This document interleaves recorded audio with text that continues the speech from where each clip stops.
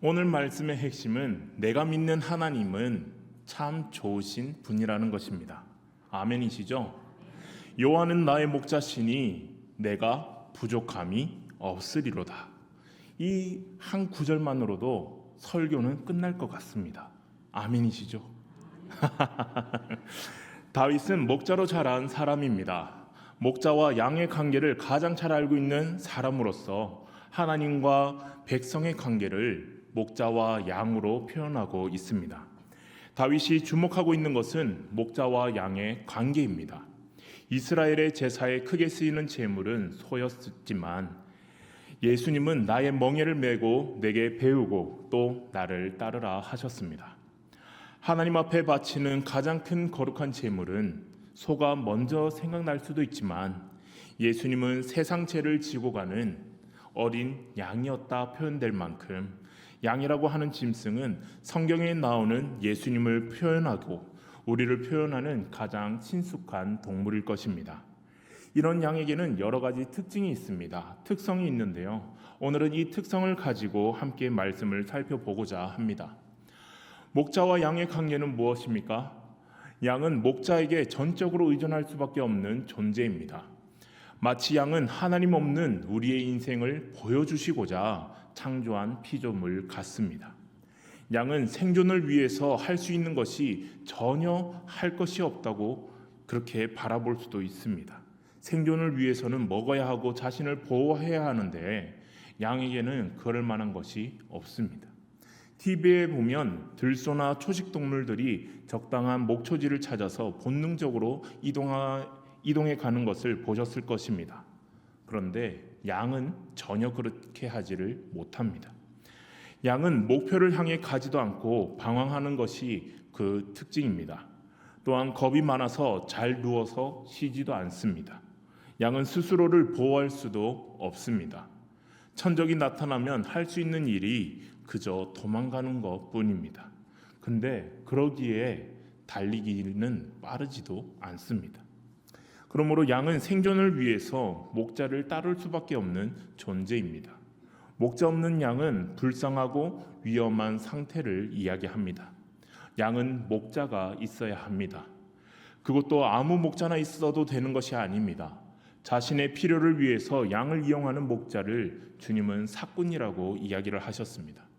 참 목자는 양을 사랑하고 이끌고 보호할 수 있는 능력이 있는 목자입니다. 양의 생존은 전적으로 어떤 목자를 만나느냐에 달려 있습니다. 그러나 안타깝게도 양은 목자를 선택할 수가 없습니다. 다윗은 양의 입장이 되어서 하나님을 목자라고 고백합니다.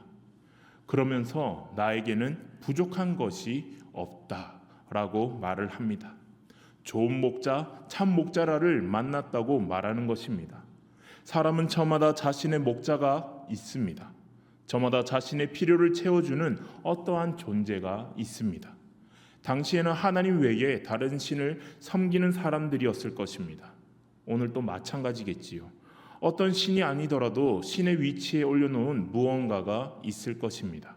그러나 그것들이 궁극적으로 삶의 진정한 목자가 되지는 못합니다. 다윗은 하나님이 자신의 목자이고 자신은 부족한 것이 없다고 선포를 합니다. 목자이신 주님 덕분에 그동안 부족함이 없었으며 지금 또 부족함이 없을 것이고 앞으로도 부족함이 없을 것이다 라는 과거에 대한 감사, 현재에 대한 만족, 미래에 대한 확신의 고백입니다. 2절 말씀을 함께 읽어보도록 하겠습니다. 2절 말씀 시작. 그가 나를 푸른 풀밭에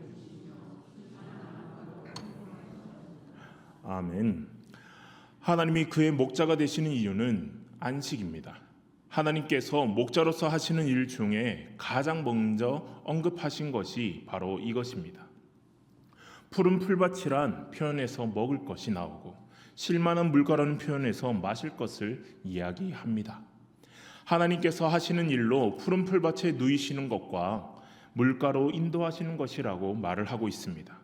그에게 쉼과 안식과 평안과 평강을 주신다는 이야기입니다. 인터넷에서 양과 관련된 이미지를 검색해 검색해 보시면 안 되겠군요. 지금은 그 인터넷에서 양과 관련된 이미지를 검색해 보면 대부분 사진은 양이 일어서 있는 사진들이 대다수입니다. 양이 누워 있는 모습의 사진은 아마 거의 볼 수가 없을 것입니다. 양은 기본적으로 잘 눕지도 않습니다. 그 이유는 겁이 많아서입니다. 자신이 완전히 안전하다고 느끼지 않으면 눕지 않습니다. 또한 먹을 것이 충분하지 않으면 눕지 않습니다. 파리나 벌레가 괴롭힐 때 눕지 않고 다른 양과 싸움이 있으면 눕지 않습니다.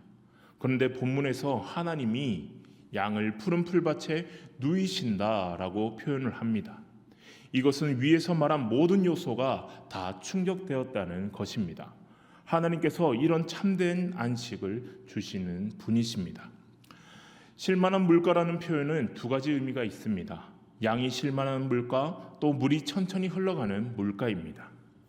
양은 잔잔한 물가에서만 쉴 수 있기 때문입니다. 혹여나 물이 빠르게 흘러가면 양은 그 물조차 마시지 못합니다.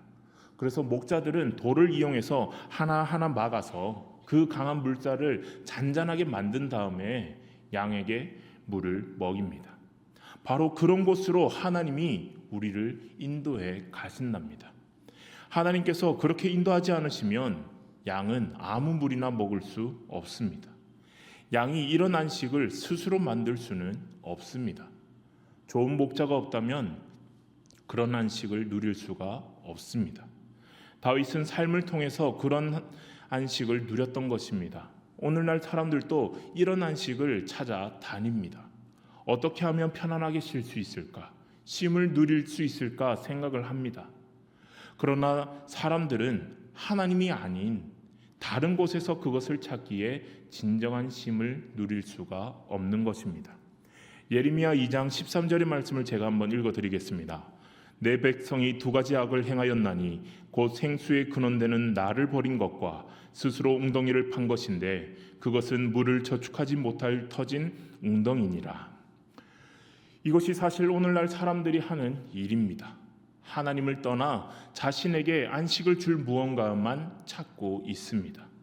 눈앞에서는 그 만족을 줄 것 같지만 궁극적으로는 그런 안식은 전혀 누리지도 못합니다.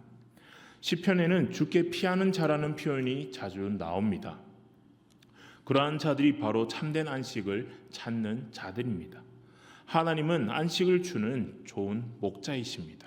3절 말씀도 한번 같이 읽어볼까요? 3절 말씀입니다. 시작. 내 영혼을 소생시키시고 아멘. 여기서 소생시키신다라는 것은 원래 있는 자리로 되돌린다는 뜻입니다. 원래 있어야 할 자리에서 이탈했다는 것을 전제하고 있는 것이지요. 양은 방황하려는 속성이 있습니다. 시력이 나빠서 멀리 보지 못하는 것이 하나의 이유인 것이고 이질적인 기질도 한 몫을 합니다. 바로 눈앞의 것들만 따라가기에 원래 있던 곳에서 이탈하기가 너무나도 쉽다는 것입니다. 무리에서 이탈하여서 다른 짐승들의 먹이가 될 때도 많습니다.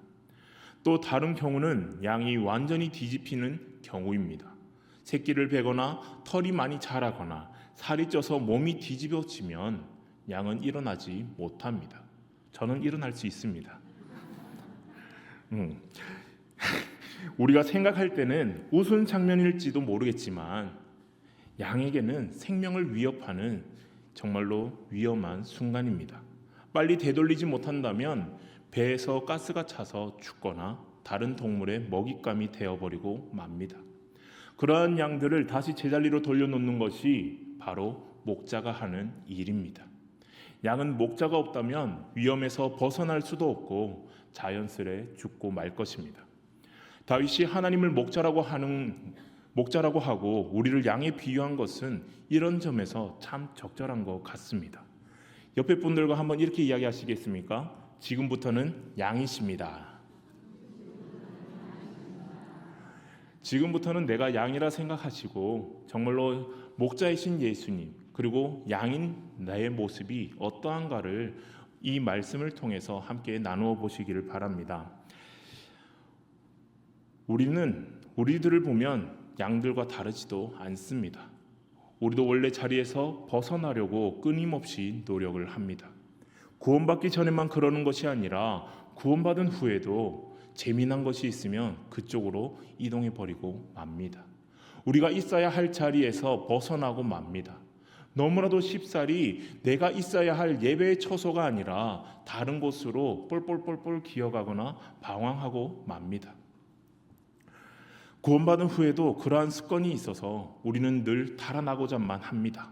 그런 우리를 원래 자리로 되돌리시는 분이 여호와 로이, 목자 대신 하나님이십니다. 아멘이시죠? 자기 이름을 위하여 의의 길로 인도하신다 하였습니다. 의의 길은 바른 길을 이야기합니다. 원래 자리로 돌려놓고 올바른 방향으로 갈 수 있도록 인도하시는 분이 우리 하나님이십니다. 자기 이름을 위하여 그렇게 하신다라는 말은 이기적인 목자라는 말이 아닙니다. 하나님은 자기 이름을 거시고 이 일을 행하신다는 것입니다. 하나님은 가장 좋은 길로 양을 인도하시는 좋은 목자이십니다.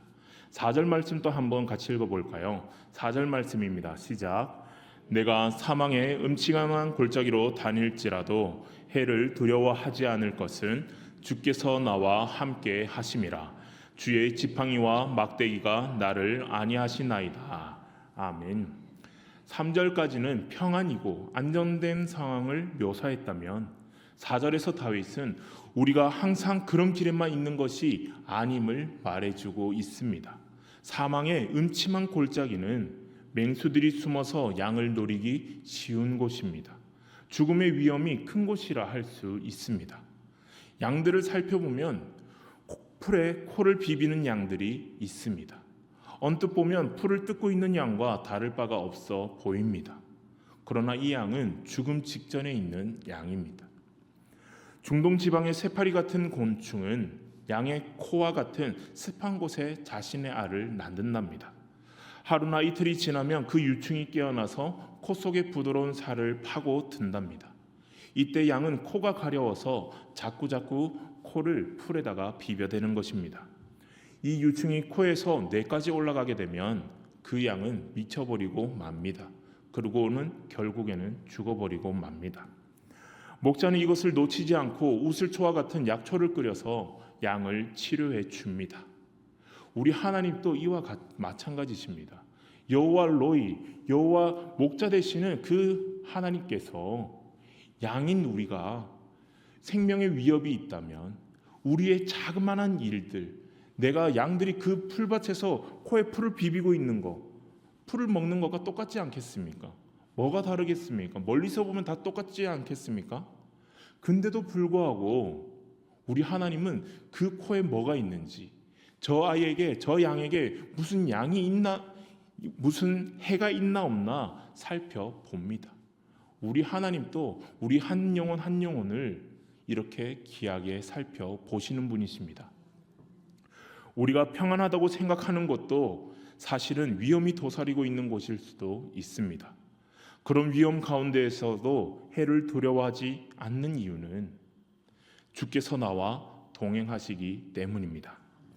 졸지도 주무시지도 아니하시고 나를 눈동자같이 지키시는 그 하나님께서, 그 예수님께서 나의 쉬는 소리마저 듣고 계십니다.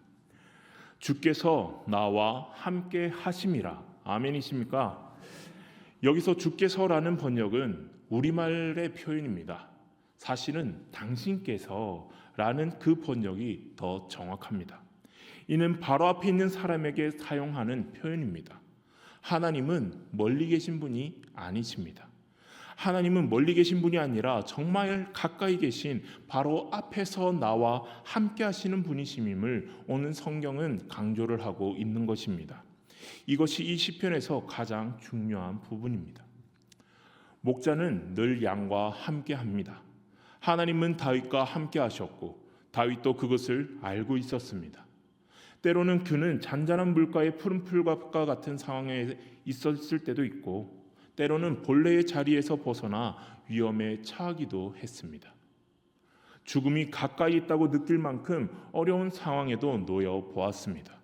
그러나 어떤 상황에서도 그가 확신 가운데에 평안을 누릴 수 있었던 것은 그가 누구와 함께 있느냐를 알고 있었기 때문입니다. 다윗은 하나님이 함께 하시는 것과 그분이 무엇을 하시는지를 잘 알고 있었습니다. 4절에 보면 주의 지팡이와 막대기가 나를 안위하시나이다 라고 기록합니다. 목자는 두 종류의 막대기를 지고 다닙니다. 곤봉과 같은 짧은 막대기로는 다른 짐승들을 쳐서 양을 보호합니다. 또 끝이 굽은 긴 지팡이는 길을 갈 때에 덤불을 해치거나 구덩이에 빠진 양을 들어 올릴 때 사용을 합니다. 이러한 막대기와 지팡이로 자신을 보호하고 인도하신다라고 이야기를 합니다. 목자의 지팡이와 막대기를 보는 양은 평안함 가운데에 거할 수 있습니다. 목자는 양을 위해서 수레를 끌고 가지 않습니다. 목자는 양을 위해서 풀을 담은 수레를 끌고 가지도 않습니다. 그저 지팡이와 막대기만 들고 갑니다. 여기서 지팡이는 주님의 사랑을 뜻하고 막대기는 능력과 권능을 뜻하는데 이것이면 족하지 않습니까? 그리고 양 또한 목자의 손에 든 지팡이와 막대기를 볼 때에 위안을 받고 평안과 평강을 누립니다. 만일 다른 사람의 손에 막대기가 있다면 양은 도망칠 것입니다. 그러나 주님의 손에 있는 막대기는 양에게 위로를 줍니다. 목자가 보호하고 인도하실 것에 대한 확신이 있기 때문입니다. 이 모든 것이 우리에게 이루어지는데 이는 주님이 졸지도 아니하시고 주무시지도 아니하시고 나의 쉬는 소리까지 들으시고 나를 눈동자같이 지키신다는 의미니까 오늘 또 우리가 그 주님과 함께 아름다운 삶을 누리실 수 있는 저와 여러분들 되시기를 바랍니다. 여호와를 만난 사람들은 그 이름만으로도 감사합니다. 그래서 아모스와 같은 사람은 비록 뭐가 없을지라도 감사하고 뭐가 없을지라도 나는 여호와의 이름으로 인하여서 감사하고 즐거워한다는 고백을 할 수밖에 없었습니다. 이런 분이 바로 나의 목자라 하십니다. 그러므로 나는 영원히 부족함이 없다라고 고백할 수밖에 없지 않겠습니까? 평안함 가운데 거하는 것과 평안한 환경에 거하는 것은 다릅니다. 우리는 삶의 폭풍우를 만날 때에 그것을 잠잠케 해달라고 기도를 합니다. 벗어나게 해달라, 건져내달라, 이 문제를 해결해달라고 기도를 합니다. 물론 그렇게 기도도 할 수 있습니다. 그러나 우리가 그러한 기도를 할 때에 우리의 마음속에는 그러한 폭풍우 가운데에서도 함께 하시고 역사하시는 하나님의 손길을 바라보아야 합니다. 성경을 왜 읽으십니까? 기도는 또 왜 하십니까? 찬양은 왜 하십니까? 예배는 왜 드리십니까? 그 속에서 하나님을 만나는 것이 우리의 목적이지 않으십니까? 근데 우리는 성경 4장을 읽기 위해서 뭔가 기도의 시간을 늘리기 위해서 기도를 하고 무언가가 내 조건에 충족되게끔 예배를 드리고 본질은 까먹어버리고 많은 경우가 너무나도 많습니다. 폭풍우 가운데에서도 함께 하시고 역사하시는 그 하나님의 손길을 바라보듯이 우리는 성경을 읽을 때마다 하나님의 손길을 바라보아야 합니다. 성경을 읽을 때마다 하나님의 음성을 들어야 합니다. 우리가 기도를 할 때마다 하나님이 나를 보호하시는 그 손길을 느껴야 하는 것입니다. 우리가 기도를 할 때마다 괜찮아, 내가 너와 함께 한다는 그 하나님의 음성을 들으실 수 있는 저와 여러분들 되시기를 주님의 이름으로 축원합니다. 오늘 말씀의 제목이 뭘까요? 주보가 없으신가 보군요. 여호와는 나에게 누구입니까? 정말로 이 말을 내 가슴판에 마음판에 새겨 보시길 바랍니다. 여호와는 나에게 있어서 누구이신가? 다윗에게 있어서 여호와는 그 영광스러운 은혜와 능력과 지혜와 권능과 자비의 하나님이 되셔서 다윗과 인격적인 관계를 맺으신 하나님으로 고백하고 있는 것입니다.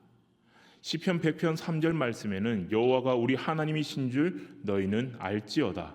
그는 우리를 지으신 자요 우리는 그의 것이니 그의 백성이요 그의 기르시는 양이다라고 말씀하고 있습니다.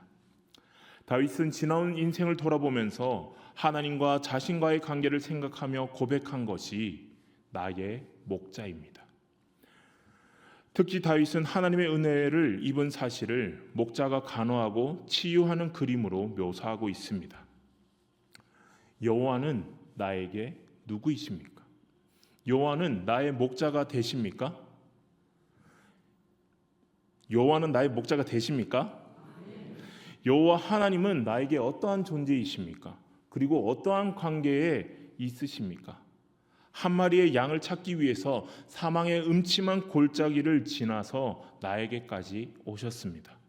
나를 위해서 목숨까지도 버리셨습니다. 그리고 나를 구원시키시고 하나님의 백성 삼아 주셨습니다. 오늘 다윗은 여호와가 나의 목자라는 고백은 지식을 통해서 배운 것이 아닙니다. 그의 삶 속에서 인격적인 체험을 통해서 알게 된 것이고 그의 고백으로 나온 것입니다.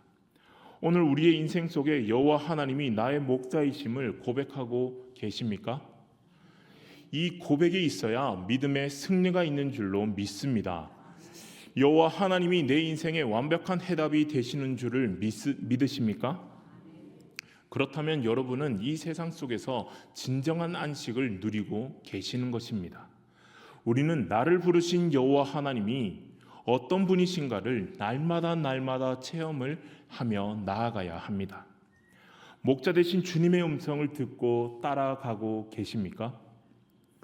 목자는 양을 사서 소유하는 것으로 신실한 목자로서의 일을 충분히 다한 것이 아닙니다. 자라고 번성하도록 돌보고 지키고 함께 해야 참된 목자입니다. 목자는 양들과 언제나 함께 합니다. 양들의 안전을 책임집니다. 가장 좋은 목초지로 양들을 데려갑니다. 닥쳐오는 모든 위험들로부터 양들을 보호합니다. 목자 되신 여호와 하나님은 나의 모든 부족을 채워주시는 분이십니다. 그리고 양은 듣는 것이 생명과 같은 존재입니다. 듣지 못하면 따라가지 못하고 웅덩이에 빠져 죽고 맙니다. 양은 목자의 음성을 듣고 따라갑니다. 성도는 목자 대신 주님의 음성을 듣고 따라갈 때에 푸른 초장으로 인도함을 받습니다. 목자의 음성을 듣고 목자의 길을 그대로 따라가는 것이 믿음이요 성도의 길인 줄로 믿습니다. 자신이 하나님 앞에서 한 마리 연약한 양인 것을 경험했기 때문에 다윗은 오늘 이런 믿음의 고백을 할 수 있는 것입니다. 사랑하는 성도 여러분, 목자 되신 우리 주님의 음성을 듣고 따라가고 계십니까? 그분의 음성을 듣고 따를 때에 진정한 쉼과 평안이 있는 줄로 믿습니다. 여러분, 목자는 양떼들을 데리고 다닐 때에 양떼들이 먹을 것을 싸들고 다니지 않는다 했습니다. 목자의 손에는 오직 지팡이와 막대기만 있을 뿐입니다. 하지만 목자에게는 양떼들을 지킬 능력과 양떼들을 좋은 곳으로 인도할 수 있는 길을 아는 지식이 있다는 것입니다. 그러니까 양떼들은 목자의 손에 잔뜩 들린 맛있는 것을 보고 따라가는 것이 결코 아닙니다. 지팡이와 막대기만 든 목자와 함께 있는 것이 행복하고 그 목자 뒤를 따라가는 것이 바로 부족함이 없는 삶임을 그들은 알고 있다는 것입니다. 그 목자가 나와 함께 하시기 때문에 그들은 참된 쉼을 누릴 수 있는 것입니다. 혹시 저희들은 예수님을 바라볼 때에 예수님의 손에 뭐가 들려 있는지를 바라보고 계십니까? 예수님의 손에 먹을 게 들려 있는지, 나에게 복된 것이 있는지 그 예수님의 손만 바라보고 있지는 않으십니까? 이 밤에 제가 여러분에게 말씀드리고 싶은 것은 하나님께서 나의 앞에 계실 때에, 우리의 앞에 계실 때에 하나님의 손에 먹을 것이 있는가, 복된 무언가가 들려 있는가 하는 것을 생각하지 말라라는 것입니다. 예수님이 나의 목자가 되시는데 그 예수님만으로 만족하라고 말씀드리고 싶은 것입니다. 예수님만으로 만족하십니까? 예수님만으로 만족하십니까? 이 말에 아멘이 절로 나오실 수 있기를 주님의 이름으로 축원합니다. 우리는 예수님만으로 만족합니다. 그 예수님이 나와 함께 하신다는데, 그 예수님이 나와 함께 하신다는데 무엇에 시선을 팔리겠습니까? 예수님이 나와 함께 하신다는데 무엇의 유혹에 빠지겠습니까? 예수님이 나와 함께 하신다는데 뭐가 더 필요하십니까? 예수님이 나와 함께 하시고 계심에도 불구하고 뭐가 더 필요하십니까? 뭐가 더 그렇게 필요하십니까? 저는 한번 생각을 해봤습니다. 예수님이 나와 함께 하시고 내가 더 필요한 것이 있나? 혹여나도 내가 필요한 것이 있나? 생각을 해봤습니다. 있을까요? 없을까요? 있어요? 안 되죠. 없으니까 제가 이렇게 설교를 하고 있겠죠. 예수님만으로 만족하실 수 있는 저와 여러분들 되시기를 바랍니다. 왜냐하면 예수님이 우리의 상급이 되시기 때문입니다. 하나님께서 아브라함에게 약속을 하셨습니다. 창세기 15장 1절 말씀을 제가 읽어드리겠습니다. 이후에 여호와의 말씀이 환상 중에 아브라함에게 임하여 이르시되 아브라함아 두려워하지 말라. 나는 내 방패요 너의 지극히 큰 상급이니라. 하나님이 아브라함의 지극히 큰 상급이라고 하신 것입니다. 바꾸어 말하면 여러분 각자에게 말씀하시기를 땡땡아 두려워하지 말아라. 나는 내 방패요 너의 지극히 큰 상급이니라. 예수님이 우리의 지극히 큰 상급이 되시니 우리에게 부족함이 있겠습니까? 결코 있을 수가 없습니다. 자꾸만 내가 무언가를 가졌냐 하는 소유를 생각하지 마시고 예수님이 나에게 무엇이 되어 주시는가를 생각할 수 있는 저와 여러분들이 되시기를 바랍니다. 그래야 해서 우리는 절대로 부족함이 없습니다 라는 그 고백이 우리의 삶으로 고백되어질 수 있기를 주님의 이름으로 축원합니다. 양떼에게 목자는 어떠한 존재입니까? 푸른 초장으로 인도하시고 배불리 먹이시고 편안히 들어 누울 수 있도록 하는 인도자이십니다. 거친 광야의 길에서도 물이 고인 곳을 찾아내어서 마시게 하는 길잡이가 되십니다. 광야의 뜨거운 햇살에 탈진하여 쓰러진 양을 안아서 그늘로 데려가 치료해 주시는, 그리고 소생시켜 주시는 치료자 되십니다. 수많은 길들 중에서 실많은 물가로 이르는 길을 찾아내고 인도해 주시는 분이십니다. 사망의 음침한 골짜기를 지날 때마다 맹수로부터 보호하시고 지키시는 우리의 수호자 되십니다. 마지막으로 6절 말씀을 함께 읽어보도록 하겠습니다. 6절 말씀 시작. 내 평생에 내가 여호와의 집에 영원히 살리로다. 아멘. 이것이 결론적인 확신입니다. 하나님의 선하심과 인자하심이 나를 계속해서 따를 것이라는 것입니다. 하나님이 나와 함께 하시니 나도 하나님과 함께 하겠다라는 고백입니다. 그분의 선하심과 인자하심을 의심하지 않고 따르겠다는 것입니다. 말씀을 정리해 보겠습니다. 여호와를 바르게 만난 사람은 그 이름만으로도 감사할 줄 아는 사람입니다. 뭐가 없을지라도 감사, 그럴지라도 감사, 그럼에도 불구하고 감사. 여호와의 이름으로 인하여 감사하고 즐거워할 수밖에 없다 고백을 합니다. 이런 분이 나의 목자가 되어 주신답니다. 그러기에 나는 영원토록 부족함이 없다고 고백할 수 있습니다. 오케이? 아멘이시죠? 사랑하는 성도 여러분, 남은 생애를 살 때에 여호와가 나의 목자가 되시도록 살아가십시오 라고 말하지 않겠습니다. 여호와가 나의 목자가 되시도록 함께 같이 살아가십시다. 아멘이시죠? 나의 힘이 되신 여호와여, 내가 주를 사랑하나이다 고백하면서 믿음으로 살아가십시다. 아멘이시죠? 옆 사람들과 이렇게 인사하면서 마쳤으면 좋겠습니다. 내가 주를 사랑하나이다. 이 고백으로 살아가십시다. 아멘이시죠? 여호와는 나의 목자시니 내게 부족함이 없다. 여호와는 나의 목자시니 내게 부족함이 없다 삶으로 고백하며 하나님이 기뻐하시고 이웃을 행복하게 만들어가는 상당교회가 되시기를 주님의 이름으로 간절히 축원합니다.